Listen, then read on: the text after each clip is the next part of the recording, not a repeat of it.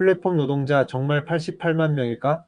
정부는 왜 아직도 정확한 수를 모를까? 지금 이 순간에도 수많은 배달 라이더, 대리운전, 기사, 가사 도우미 앱을 통해 이 일을 받는 플랫폼 종사자들이 전국 곳곳에서 이 일을 하고 있습니다. 그런데 정작 정부는 이들이 몇 명인지, 어떤 환경에서 일하고 있는지조차 공식적으로 파악하지 못하고 있다는 사실 알고 계셨나요?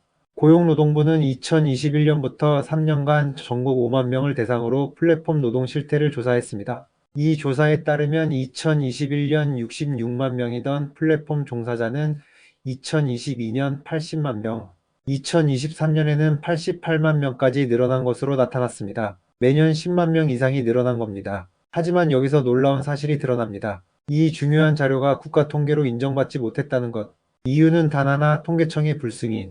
왜냐하면 통계 생산 방식이 통계청 기준에 맞지 않는다는 이유였습니다. 무작위 추출 방식이 문제라고요? 고용부는 전체 가구가 아닌 개별 국민을 표본으로 조사한 방식이었기 때문에 가구 단위 조사를 기준으로 하는 통계청 기준에 맞지 않았던 겁니다. 결국 이 자료는 공식적인 정보 통계로 인정받지 못하고 그 결과 올해 관련 통계 발표는 무산될 위기에 놓였습니다. 이제 문제는 단순히 형식이 아니라 정책의 본질로 넘어갑니다. 우리가 알고 있는 88만 명이라는 숫자 정말 맞는 걸까요? 아니면 더 많을까요? 줄었을 수도 있을까요? 그리고 더 중요한 질문. 정부는 왜 이런 데이터를 정확하게 관리하고 있지 않을까요?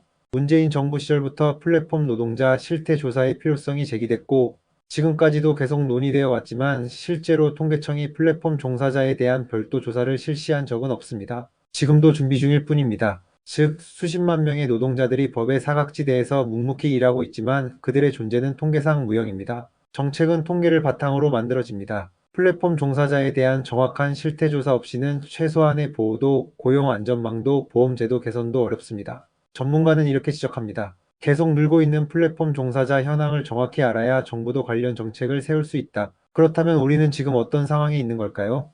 플랫폼 노동자는 급증하고 있다. 정부는 그 수조차 공식적으로 파악하지 못하고 있다. 통계는 만들어졌지만 승인받지 못해 비공식이다. 정작 현장에선 이 통계를 인용해 정책을 논의하고 있다. 국가는 언제까지 공식적으로 모르는 척할 것인가? 지금도 수많은 라이더와 플랫폼 노동자들이 교통사고, 소득 불안, 장시간 노동에 시달리며 하루하루를 버티고 있습니다. 그런데 그들을 위한 보호책은 통계 불승인이라는 이유로 만들어지지 않고 있습니다. 이건 단순한 행정 절차의 문제가 아니라 사람의 생존권과 직결된 문제입니다. 당신이 지금 보고 있는 이 영상이 누군가의 노동에 의해 전달되었을 가능성이 큽니다. 그런데 그 누군가가 공식 통계에서조차 누락된 존재라면 이건 사회 전체의 구조적 무책임이 아닐까요? 정확한 숫자가 있어야 정책도 있고 대책도 있고 보상도 있는 법입니다. 국가가 이들의 존재를 인정하지 않는다면 그 어떤 정책도 공허한 선언에 불과합니다. 구독과 좋아요는 이런 목소리가 더 멀리 퍼지게 하는 힘이 됩니다. 묻히지 않게 외면당하지 않게 함께 해주세요.